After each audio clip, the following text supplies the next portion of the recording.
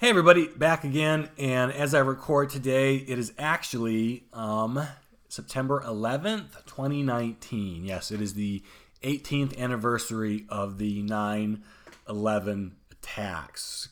Can you call it an anniversary? That sounds like something that you celebrate, but I guess that's the right word, the 18th anniversary.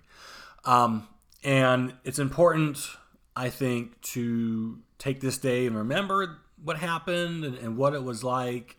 And I want to share my experiences. My experiences are probably a little different than most people. Nothing extraordinary, but I just have a different perspective on it. And it's important to talk about this because, again, as we get farther and farther away, it just is. The attacks are farther and farther in the rearview mirror. They seem more distant.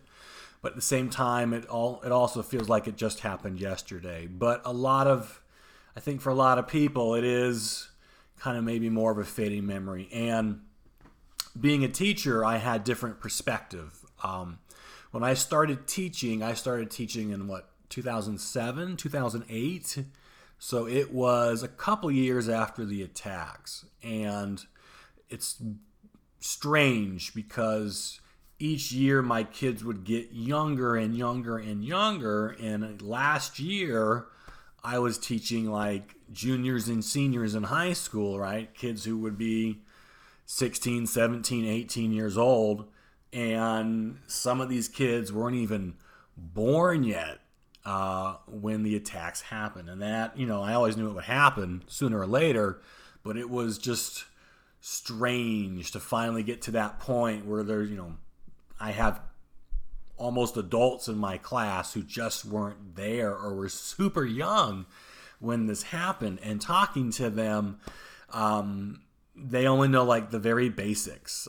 They know very little about what happened. And that just seems so strange, bizarre, absurd. But again, that's why they're in history class, right? They got to learn about those things. Even though I don't even know how many history classes talk about 9/11 now. It's rare you get to that point in the curriculum at the end of the class. Usually you run out of time, which is unfortunate. But anyway, they just had very basic, very little knowledge of what happened in the aftermath and the why and the who. And that was just, again, not eye-opening because I knew it was coming. But it was just surreal, right? That they just had no kind of idea. So we would talk about it in class. I would actually show the live video footage because it's on the internet. I think NBC or something. You can like see the morning newscast get interrupted, and as the events happen, like people on the news, real time, kind of reacting to these events and seeing the things on the live cam. It still gets to me today watching all that, which is interesting because my experience, I didn't see any of that, right? So I live in Arizona, and back in 2001, I was still a college student. I had just graduated high school a couple of years before. I was going to community college, working a crappy office job, which I really didn't like. And remember that morning, driving to work, stuck in rush hour traffic. If I was probably listening to CD player on my car, maybe the radio, but I don't think things had happened yet. It was still pretty early in the morning. Got to work, snuck in and clocked in before my boss saw me because I was always like skirting, the time to be there. Like I was always a few minutes late. But he didn't see me, so I real quick clocked in, sat to work, logged into my computer, and I was basically data entry was kind of my job. And so my job, I sat at a cubicle. They let us listen to music on our CD players. This is 2001. And I just kind of did data entry all day. Not the greatest job. So I'm clocked in doing work. And behind me, there was a woman who always had her radio on listening to one of the morning radio shows. And as I'm working, I'm listening, it's hard to not hear this because it's loud, it's right behind me. The morning show just mentioned the news that an airplane had hit one of the World Trade Center towers in New York. I'll be honest, I probably didn't know what the World Trade Center was at that time. But I know it's New York and there's a lot of skyscrapers, and that's not good if a plane hits it. I do have an interest in aviation a little bit, so instantly I'm thinking like, well, what kind of plane? Because they didn't really know at the time. It was sketchy information. Was it an airliner, a passenger plane, a civilian plane, prop, jet? Well, how big was it? If it was an airliner, that's not good because those planes are pretty big. But was the plane taking off? Was it landing? Was it foggy? Was it cloudy that day? How did it not see the building? If it's landing, it wouldn't have a lot of fuel. The tanks would be mostly empty, so there shouldn't be a lot of fire or nothing. But the plane was taking off and hit the building, that would be really bad, I was thinking, because all that jet fuel, you'd have a really pretty big fire somewhere on this big skyscraper. But really, there wasn't a lot of information at the time. So I'm still working, and people are like, oh my gosh, oh no, this is horrible on the radio. And then, but probably 20, 30 minutes later, the news comes back that a second plane had hit the second building.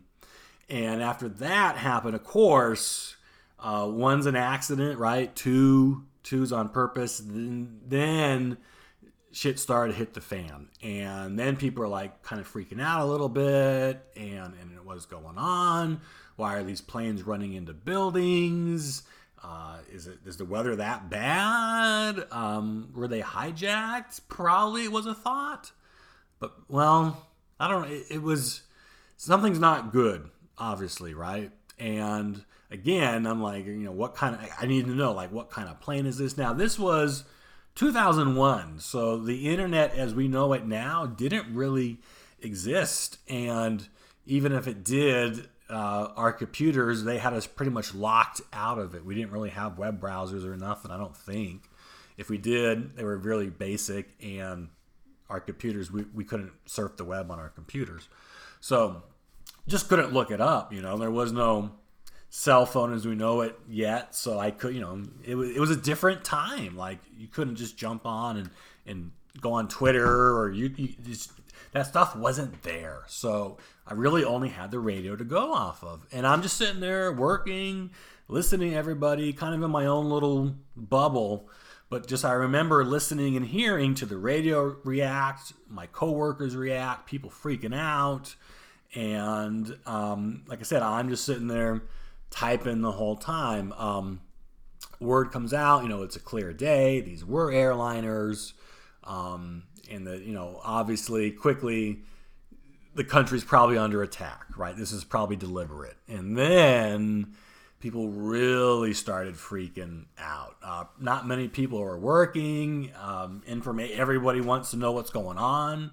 So everyone's just, spreading rumors and news. Osama bin Laden was not even mentioned because no one knows who this guy was. Iraq probably came up a couple times because Saddam was still, viewed as an enemy and stuff. But really, no one had any idea. But we did know this was probably deliberate. This was an attack on the country.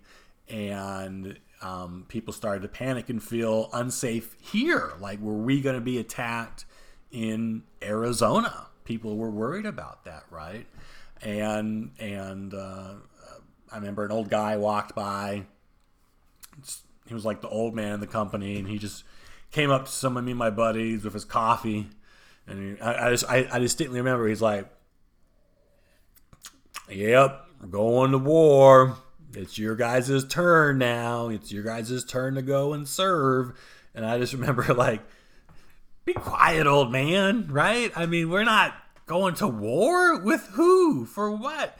We're the United States, right? Like, at the time, we'll throw some cruise missiles at somebody. We'll go drop some JDAMs, some laser guided bombs on whoever did this. We'll find out who's responsible, and we'll bomb them. But a war, like, it didn't make any sense to me because that was just not even an option, right? We didn't work that way at the time. We were all still in our cruise missile diplomacy mode, right? If you remember, before 9/11. So I was like, yeah, this guy doesn't know what he's talking about. and people are freaking out. Now, this is, again, I hadn't seen anything. I was stuck at my computer. I only had the radio and what, the hearsay that people were going off of walking by me, right? I didn't see anything. I just heard rumors and heard the scattered news reports on the radio. Anyway, not a lot of work was getting done. People were really freaking out and panicking. I gotta go home. I gotta go and get my kids, because not a lot of work was getting done, and because we were data entry and a lot of our business came from the East Coast, and those phone lines were jammed. And really, it's not good to go, not kosher to be bill collecting on the day our country's attacked. So they just decided to send people home. Right? There's an announcement, probably like around 11 or 12. If you want to go home, you are allowed to. You don't have to, but we understand, and people want to leave. It was a pretty big call center and data entry place I worked at. So most people left when they heard that. They didn't waste any time to get out of Dodge and go home. I stayed.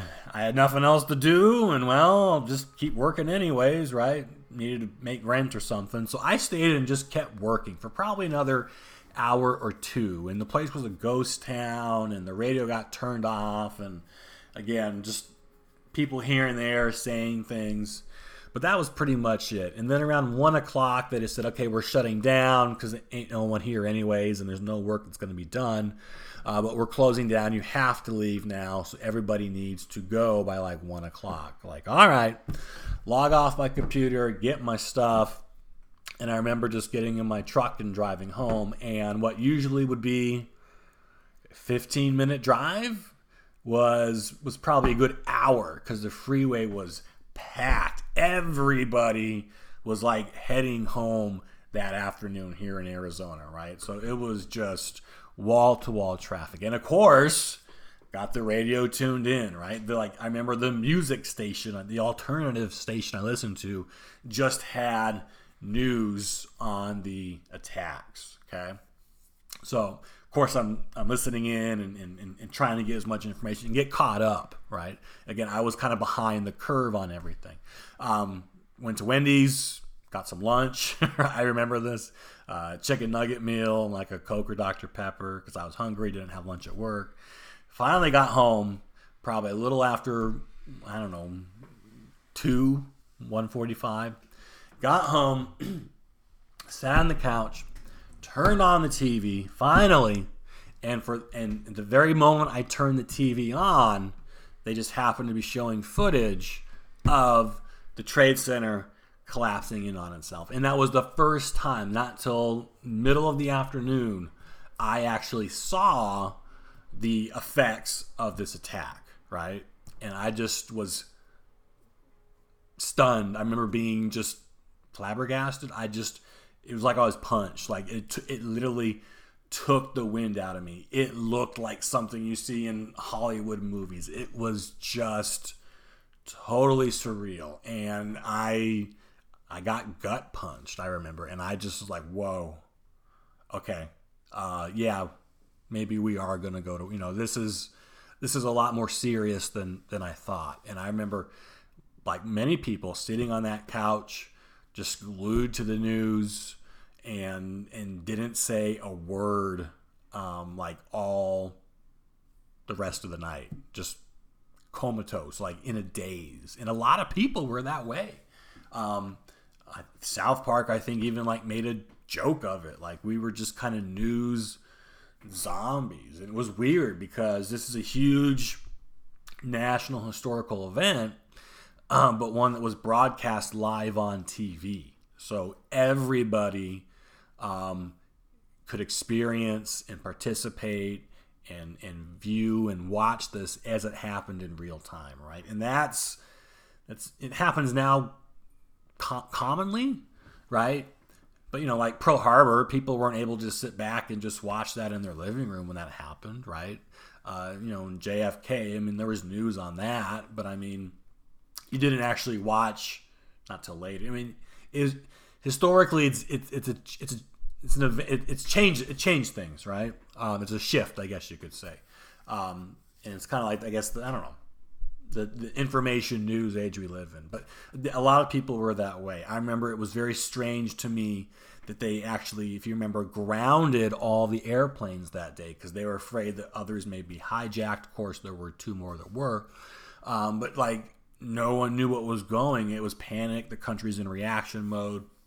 And they grounded all air traffic at that time. And that was just almost as disturbing to me as the attack itself, because just knowing like in the skies above the United States, except for the military jets, there was no airplanes at all flying above our country, and it hadn't been that way, I don't know, maybe since the Wright brothers or something, right? That was just, because I liked airplanes, that was strange to me, to that just knowing they actually like had to ground all the air traffic, all the airplanes. That's a big deal.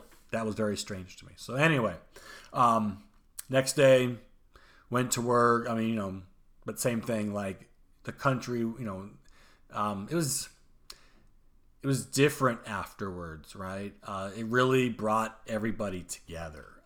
People were a lot nicer, a lot more patient. Lot more patriotic, flags, people like, a moment of silence at 9/11 the next day in the morning already for like what happened, and it was all over the radio. It was just, it was for about like a couple days a week, the country was like on pause, because, coming to terms and to grips with what happened in the aftermath, and just, the country was in shock for a long time afterwards. And like I said, young kids now, it's strange, but they just, weren't there. It's not their fault, but they just don't know how much that event literally changed their lives, right?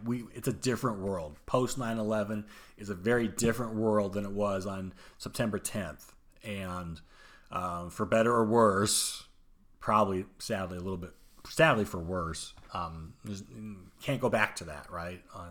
That time is gone, and a lot of the stuff we deal with now are fallout from what happened on 9/11, right? And it changed the United States in a huge way, obviously. But anyway, I'm getting into my rambling part here. But like I said, that was my experience during the attacks. It was different, like I said, because I didn't see anything till later. And really seeing it was a total shock to the system. Hearing about it really wasn't that bad. But actually, seeing is believing. Seeing the towers fall and the planes hit and the people running away in the smoke, and like seeing it really gave me brought me around.